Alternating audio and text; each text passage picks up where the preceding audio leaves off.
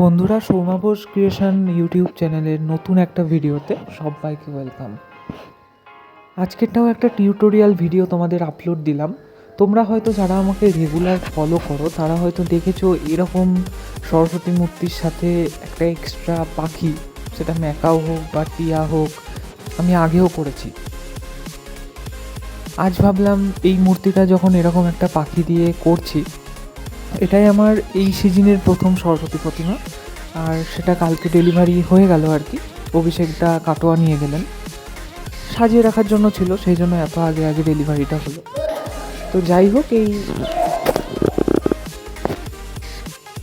পাখি রং করার সম্পূর্ণ ভিডিওটা আমি তোমাদের আপলোড করছি। তোমরা যারা পাখি তৈরি করে রং করতে চাও, হয়তো অনেকে কনফিউজড হয়ে যাও যে কোন রংটা আগে করা উচিত, কোন রংটা পরে করা উচিত।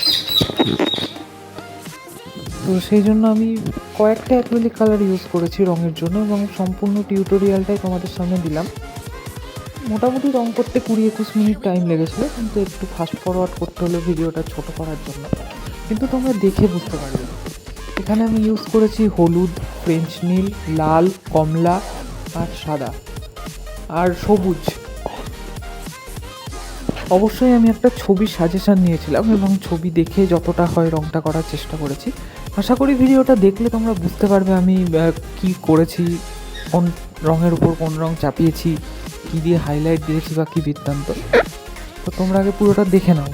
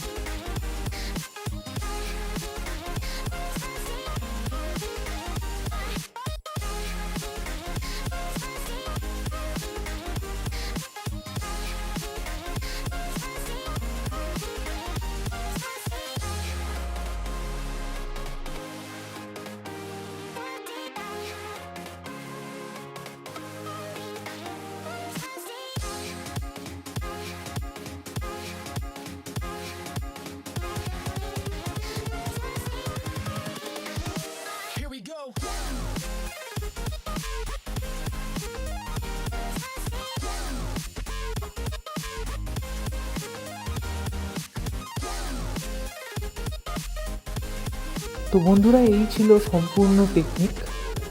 এরকম করে হাইলাইট দিয়ে এবার শুধু ফিনিশিং টাচ দিয়ে দিলেই পাখি কিন্তু রং করে তৈরি হয়ে যায়।